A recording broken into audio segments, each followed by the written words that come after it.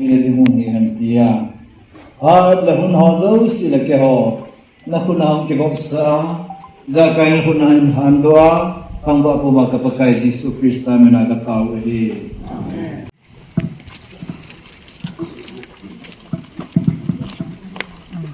Hazo se emu sawa beteng tuni program boina umlehela patai pewa masapenten papaten hangwana kanpena he dunia hi ichilai nuna he mandinga anaki gomlo ahi hizamle emergency alaya mandinga unki goma so piolena Atasa kiko mantalo ahi hizong le tuni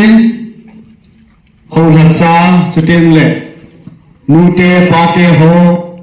ngagolhan ho chutengle sopi olana ade in victim family ho tuni a hichi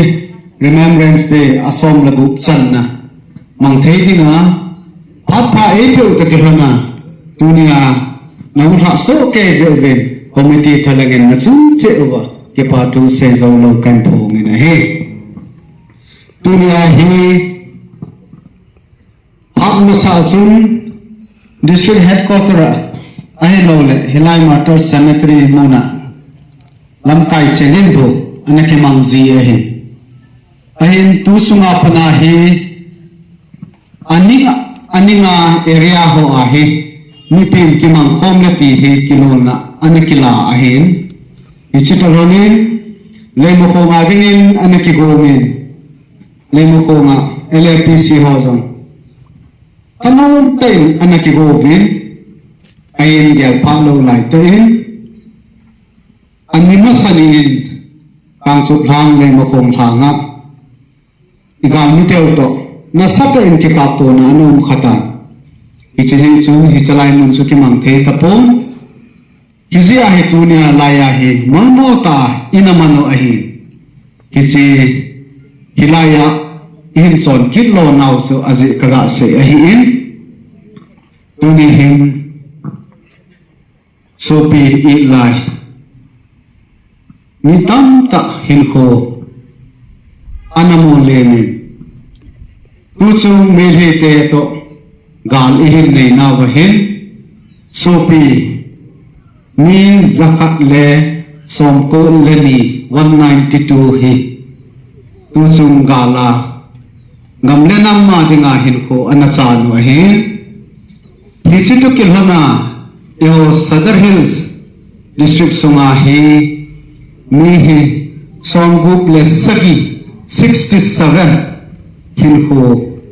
anamo le ma hi kichi hol la achun Tuni Matter Cemetery ichi han muna inawi hi mi somthumle sagi ahin ahe kichi ho anamo lim saho gyal do na chutengle igalu ki sailo la ahe je ahe ikilung khat na thei dingu ba chutengle imakho ba ipiham ibol be dingu chutengle ipihi ibol wa hi le separate administration movement law in the ham ki ho lim khom na program hi kisimzi hi takifana dunia hi isi program jong hi inaman ki no hi ti hi kan sei do ki no men dunia hin tom no jong akibom pon chutengle lim jong akisom pon apna jong se dunia hi in khom hi takifanin committee ho wang kaki palampo win ahin dunia hi mipi ho kasopi ulenau te ho kadin sa je win committee ho thalangin na sungche wa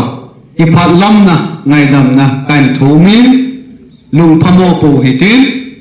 gamlenam ngailu nazala genti ha sa ithu khom na win law hitin hichi genti ha sa ithu khom naw hi ikilung khat now unity hi now apun be se nading lampi hizo henti hi tunia ga phon do no mena hi tuni hin se ding hi tam ta min report jang tam ta ka pe no min สุดท้ายแล้วตู้สังเกต separate administration movement ฮี UPF แกโนอินอีสังเกตพาEMLA โฮวินอีสังเกตพาสุดท้ายแล้วฮิลังอามุนาอีฮอลอยหินอีสังเกตนาอิตอวัมตีฮีดีเทลตารีพอร์ตกับพี่น้องมาฮีฮิซองเล่หินทออาฮีสาวตาทูหินเซลังอิโซลดิมอาฮีสมจานะกลาเซโดโนมิตู้สังเกตหิน UPF แกโนอินจงลุงฮัลโลวิน separate administration movementฮีtalks achieve is moving hichung so nahi EMLA som hovin jam nasatai hichi separate administration hi amahon anaphon do wa anasi pi saw ahi to kelhonin amahon jam tun sangein hichi UPF no political dialogue hi amahon jam atosot jingovin hichi to kelhona hi hilanga kotu ahin ITLF ahin morelang ahin sandelang ahin jiri tiang no palang ahin icha kilai khom na zo se hin hichi talk slow hin na dinga hi apa dung zuiza ngai cha dung zuya hi to na tham inei jingobe ti hi dunia ka ga phon do no min tu tiang le tu ni kho ta a jong hin interlocutor pa kotu ahin UPF no ahin KNP ahin tutela mundang dana counterpart kiloi khom na ho ahin emergency tan gotia meeting and ko lovin isa ahin yo kotu ako na yung representative mini akisole sikyo hilovin Assam Rifle Northeast Alain Pen Director General of Assam Rifle Tuni hi kangpu pi muna iho ki mu pi din gun se na humai hi atai mi hi ahum ki ba khazi hin ni hi ka ki hom khen ki no ven ichi DG Assam Rifle to ki mu to dinga hi o hom pi loi lo go phavim hi atum bia kanal hen do ki no wa tu a hi ki so la hi ilang program a zau thei ta po ven ichi ho hi au mi tuteng le inam mi pite ho dunia hum ki khom sen koma ka ga se do nom hi tu chunga movement ile now separate administration union territory with legislation I demand pau hi ni tam ta hi kum khat hum wa pa na hi kimolo di ta sutele I demand no I problem ho hi central government ni don se a ele lo deu hitam ti hi mi tam ta in lung hapumin kudo ai lo le ingai seta yung deu jong kata sanin tuni hin kanam mi pite ho kisong lal pote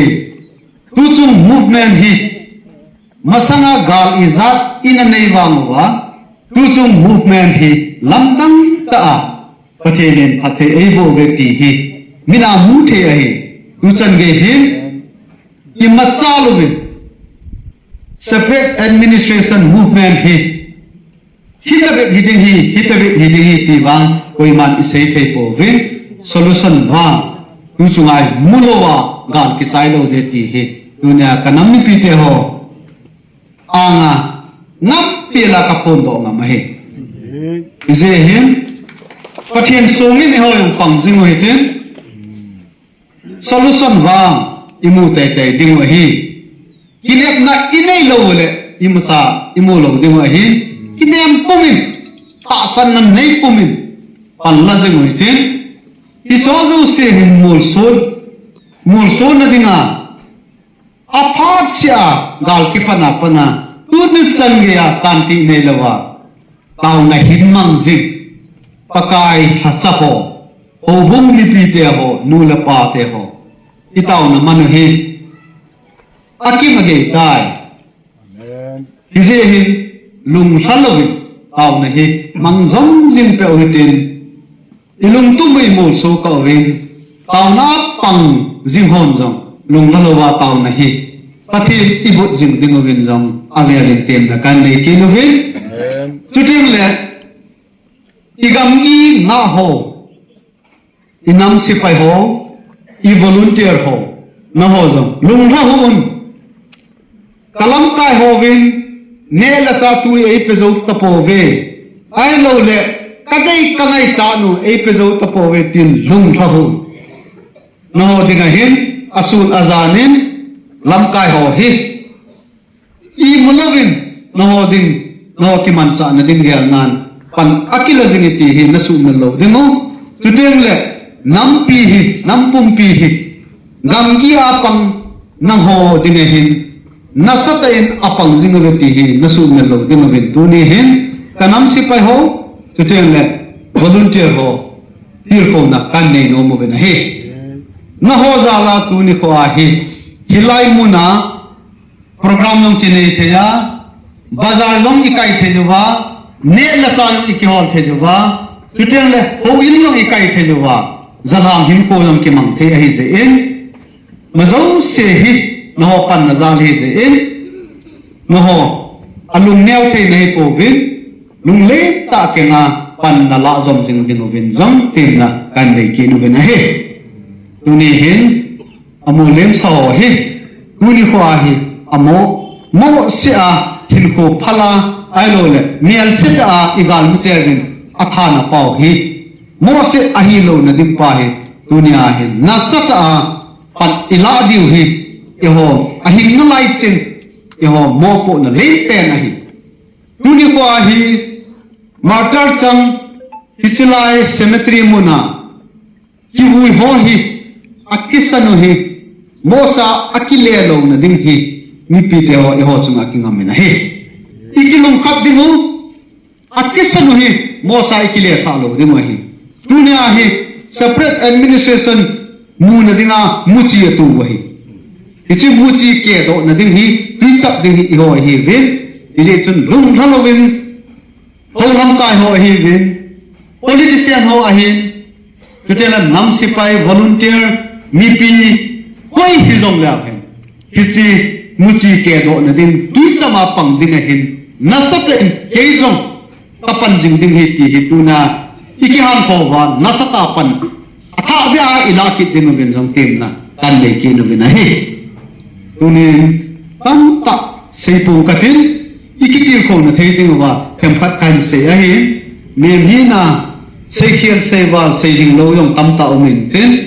I so zo se su ki ngai thia mui tin pathen in jong e ngai da mun tin Kangpopi district unity om na bana asu ke thei din pama ko na muchi phalo ahung len lu lo na din tuteng le ika la wa kito mo na thei azat za na atrai ma ailon phumla sa nga hi so hi ahung ke ro lo na dingin nasaten taunan pangutin tuteng le nasaten unity hi na dingin panla kom tau te ti hi achai na ke ya kanam ni pi te ho tem na le tau na kan nei a hi ka ki pai ki ko lo a hi in chu zong le inam sunguwa he tinga lom phare ikiman sa na igam sunguwa he tinga lom phare zong ho ko tu general secretary point he sa na chu na ki pa thui se ri tu ni kim gu lang ho ai long vai tu yung cha lo hi yung na mu lo hi ka ga ngai tu da hi le thì tâm ta cái điều đó bên thay lại chấm trái đình vàng vin hạ sai sao vin à đình dâu lâu dâu à ông tan à tổ tháp bày tan ấy là nghìnivulun trong hồ gam gi à ông hồ dâu xì tu li cho nên cái chiếc tai thì lại phổ vinivulun trong hồ gam gi à ông hồ viên tu mà tàu hồ dâu xì xua à viên về lên năm pi thà lên cái bà thu phù vin ấy Tunang koi macha alin alal ti talo koi macha hethi ti aum talowa amuli tuni kin gona hozo se idin kholowa program mano hin hijechun avel gelin nasung se ma kipa thu kain thongin tuin haulin na sahil ka akuni anong intin suzo ting le koi thabaw tunia remembrance ti gyabo zingna Ain ko no lenta sa nam piadinga no lenta sa ho insumite haulin no o waile pa ni pi di wa hizin nang lo zo koi ta bong akigo nam vai le nên cái bộ bị dịch đi lên cái này sợ đấy tôi hầu linh na sehingga hopat ipi diwahin sehingga presiden pa hungi tihin kung seten program duzui hầu linh na sehingga presiden pa hungi le kipaumente suzong ting le ahung lai sungin suzong ting le kasay mabangin victims oil sungai kuna howling na numintin aban ang kisay tingle kutu zoina te soil igam hilo ham tihi nipito sa khom dingin ani kikutsi ute tizo ikihet sa amin ehi abang ni koi tabang candle chang lo maile candle zoina te soil kuna inikila theo hi candle chang ho chunzo tingle hilaya hi inatet va adi wahi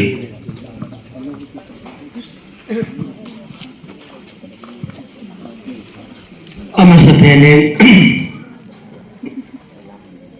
kerti tu janwa pana tunisan ge ya in puyo pathin ka thangwa e tuni he upang gyang ka gial lo he ai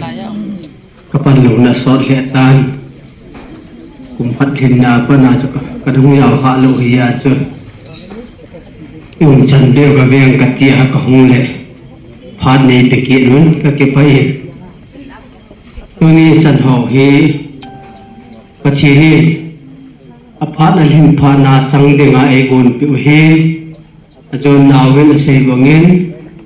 din jong ichim jiwi peli yong ichim jiwi ichim lo diwin tim na ka de jen e ho dinga phat le ni kol him to ka sia chon hela man diwi yong tim na ka de jun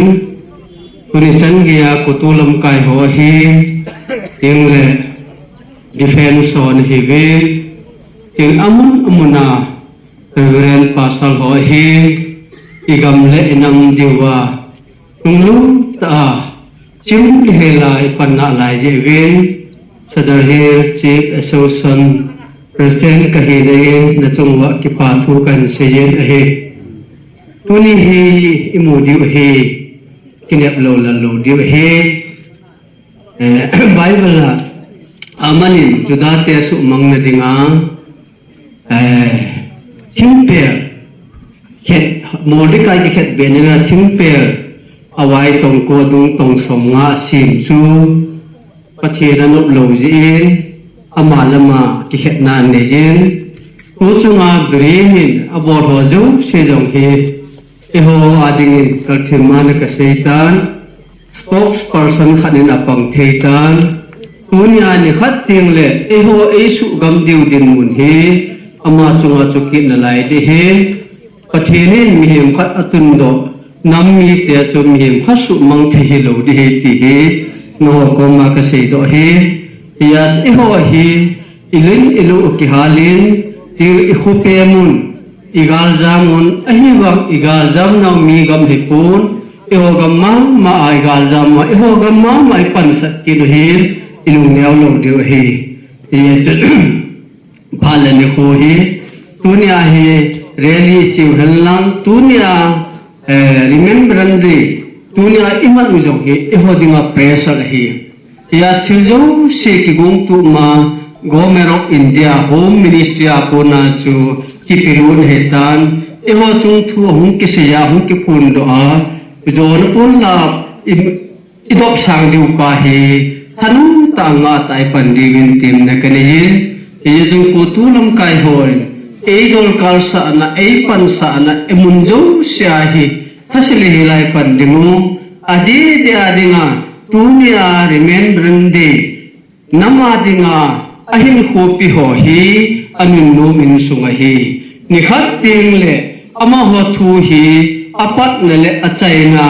umle hila kisei jing jing ding kuki ten iunam terotidi mu yong le phusima hong ki ji jing hichan ge ya he ama ho ja la inam thu ki sei ki ti he ki sei chim lo de he in sung mi te ho jo se jong thasen na helwa ki pa na le han san na in sung mi te dinga thaluk na le ting le kinep na ni ta cha tiền lâm tia dọn mà sẵn hệ thì dầu hi isu min lo divin tiền na kanijin iho khat la khat ikhet tu dimu iho khat la khat ikitil khu tu dimu iho khat la khat ikidum mun tu divin achainan kasijin ina chuntuni somle gu chan naham ihin now ni khu hi pathini iho dingin khat thei bo piwentin ichol now pathini ni khat tille pathi mar som nei chan taw han ka ke pai chom cha ka ga holim chan ju tan ti ka ke pai Kipaumin saya ka presiden aku ni holim na ingai tawin. Injay si ma bangugin tuni kin konhi nasata 12 hour city diham pungkason ka ngi khia lagi zin dei banga program chela thelo ding ham ti zo hi hilna pathilin hizapi el pikidogin ngam ngai lu tuni kin gunang ho zo si hi chol he zo lam program hi akim achai ko na hi tain ananga ha moi te ti yo si ke het sa witti langa ho su ho tin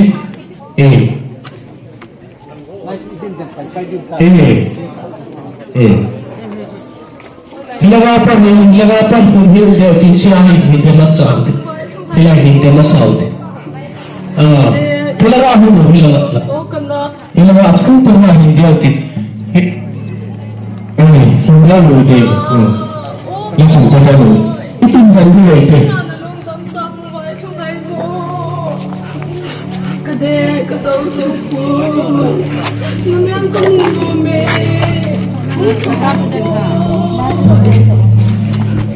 Ang saya sih ilan kunci kita mereka. Isanta, selain pa akit sa ile, apan pa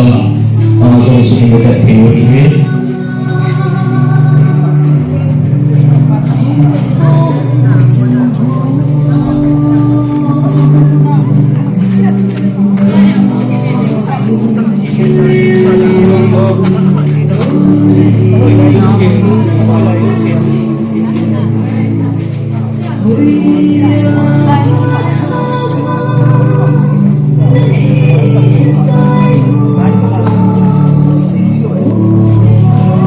Anggapan saya ko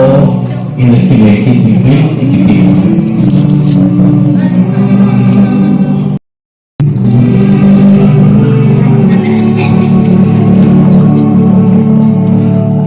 Kita saya akan membawa ini penting ini penting ini kita semua.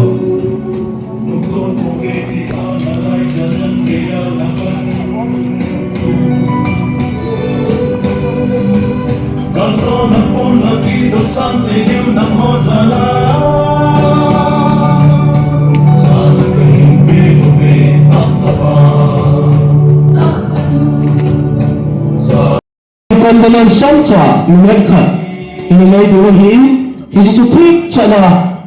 ini kursus kewa memang mitsing otin ini kumelo rozau segia dohitin nama dina ican gaya alai cacan gaya cisan pang nama akipego na ho gaya dohitin mereka kursus kewitin ang rozama ipediu ini cuan kecile minister pa panan lading ini turun zana ana pitauti.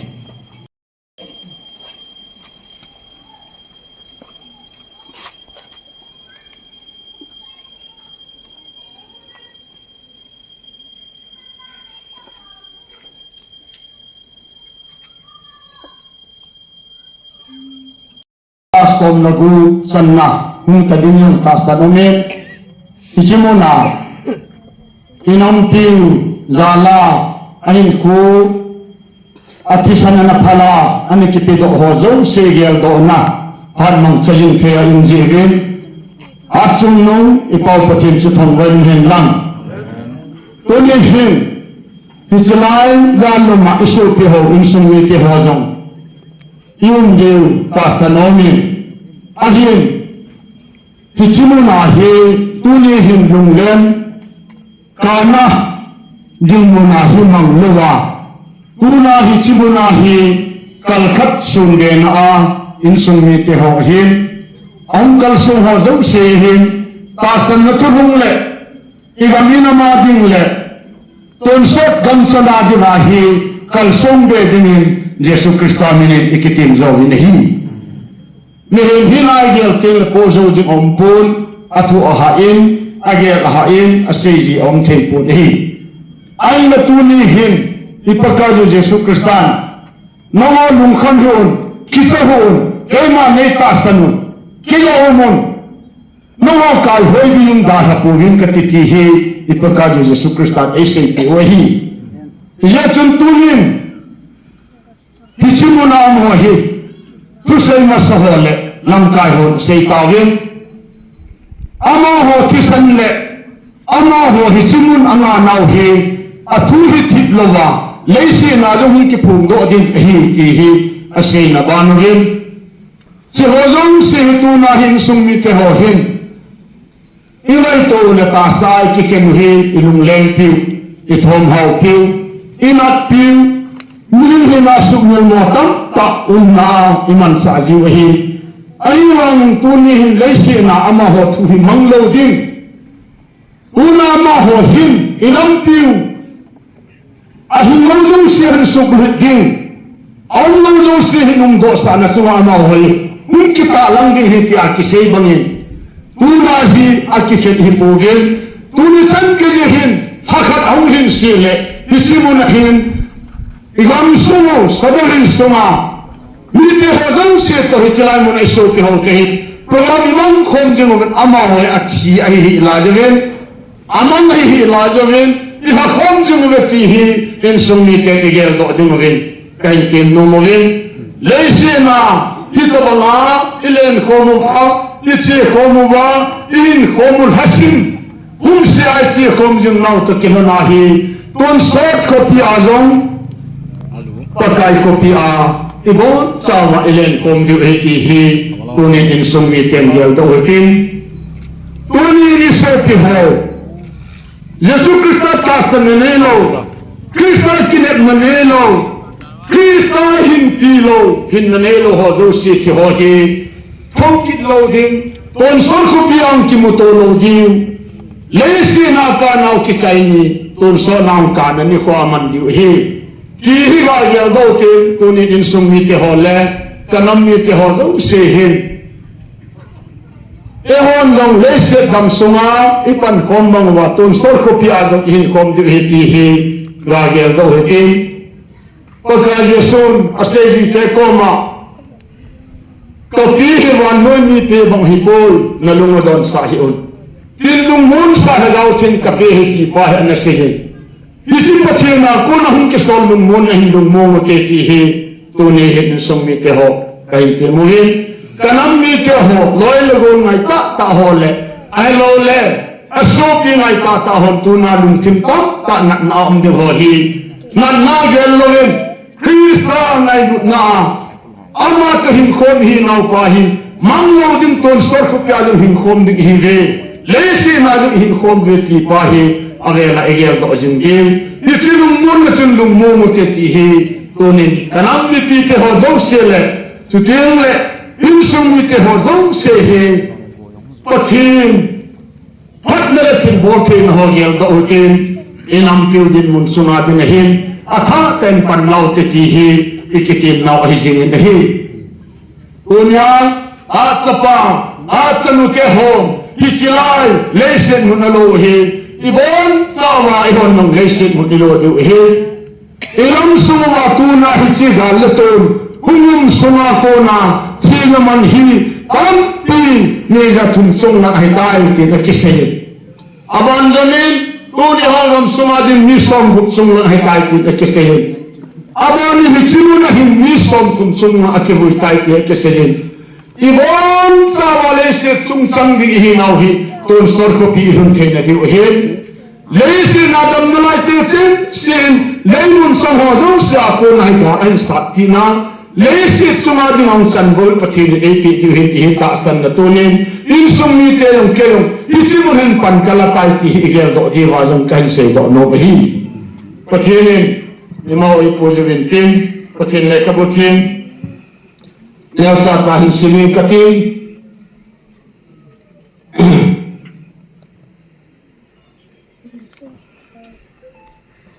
pakai patinin ehozom sehi ama akingam din ama alung mong din ama akingai dinga ai kazo hin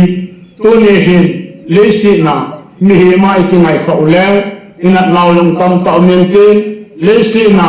pasalam sila ikingai ka ule inat laulung tam ta mentin sirina chutuna hi patina kolin lungmon na omi ichichu wanu mi pe bang ahipol wanu chilti pe tabang le wanu kilhamon tabang ahipol patina kuna lungmon chun ton set sangya dinga lungmon na hitai tina chisihin kunin hi zewin lesit sumahin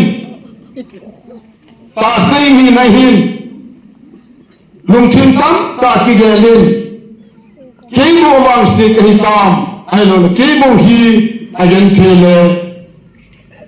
atu se kahitam ti hi ikingai to zivin yesu isahin kisahin enemy ti le keman tom pizin na lum to hin aje chu keman na pathi kahi keman na hat sa inti kapan piding ni kagal zona kot je lama kadok san jing ding nahi hi tunin pathin le kaboya aiga sim do no ma kha hi ni ichito ki hona chun tuni hin onao namsum ni te ho jose chuteng le volunteer ho hin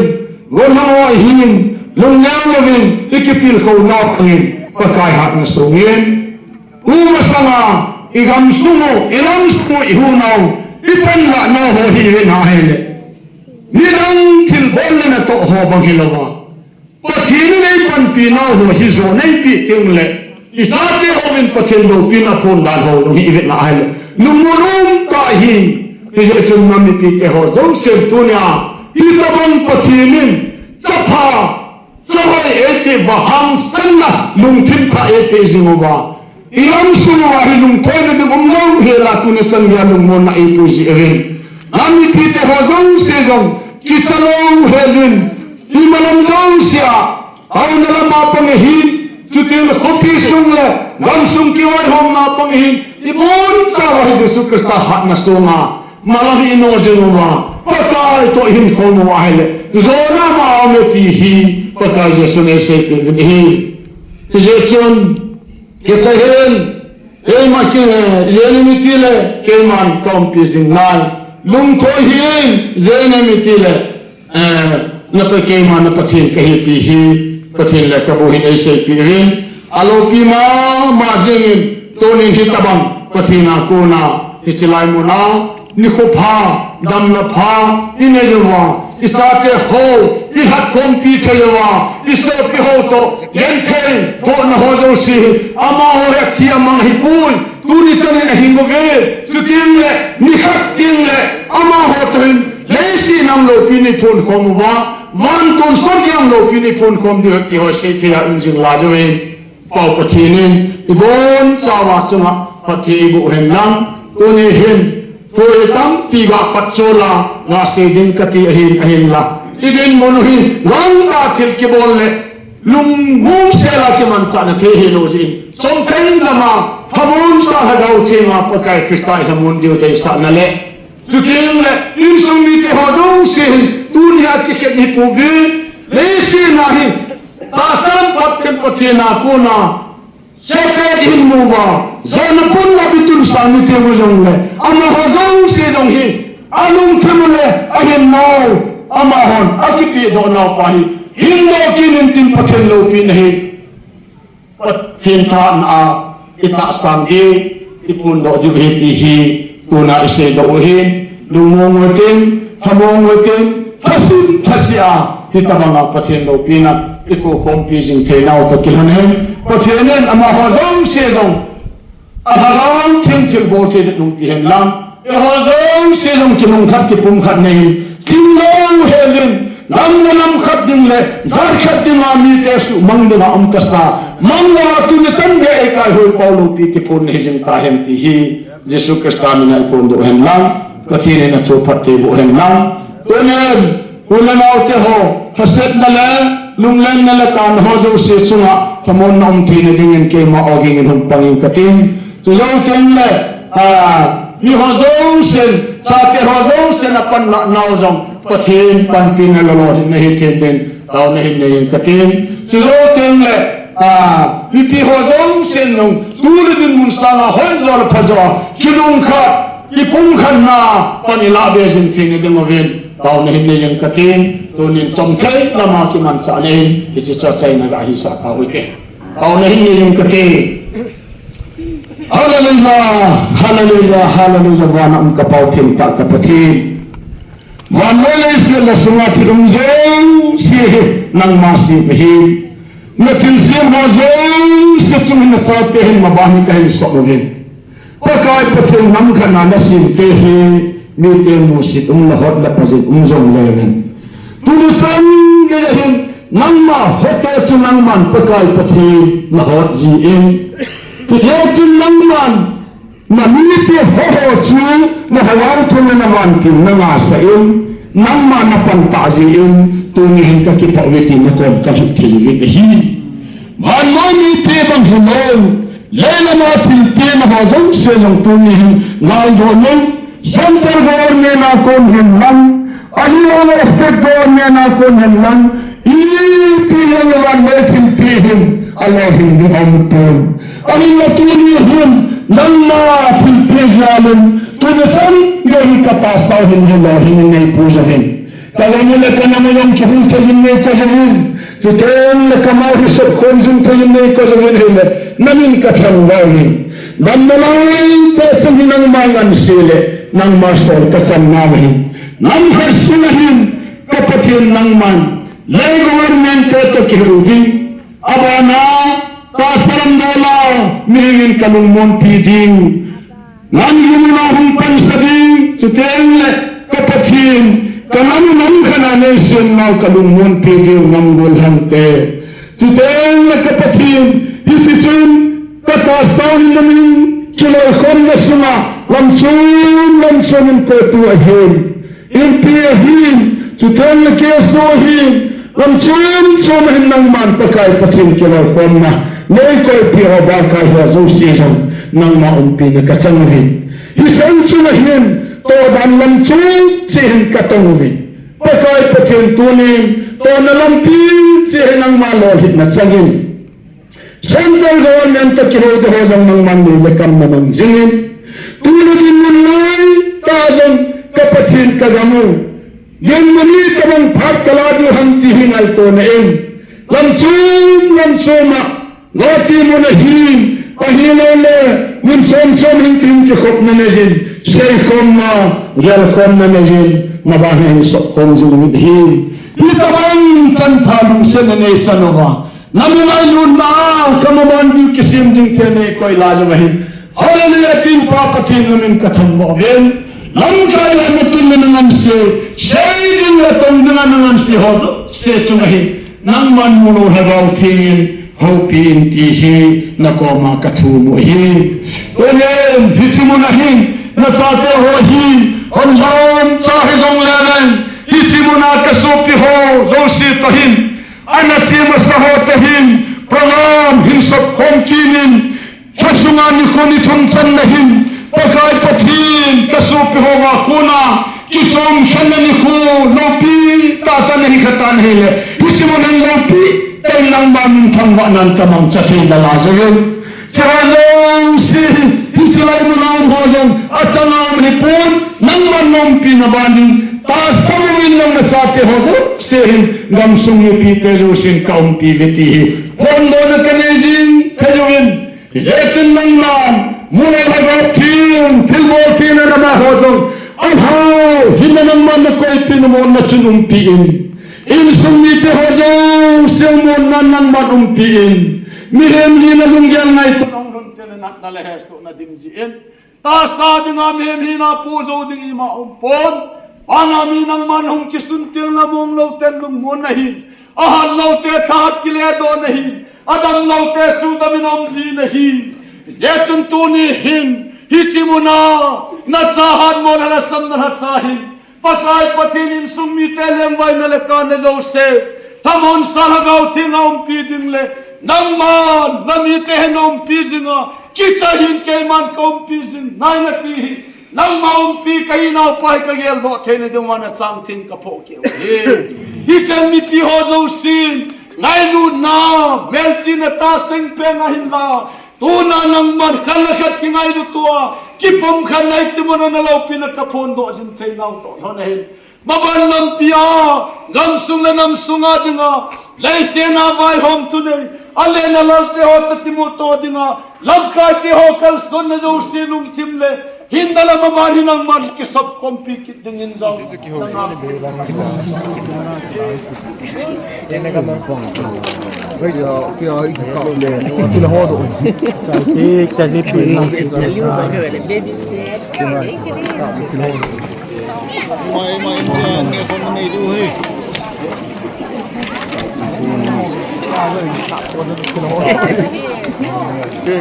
Kinder halde ti hon katile. Min har tagit det här. Jo le puso ni klar. Hadi dimse ne go gota hai. Kinder ka ha ko lo. Pon nu le parte ho. Ful parte ho. Ni khat ke ta bi.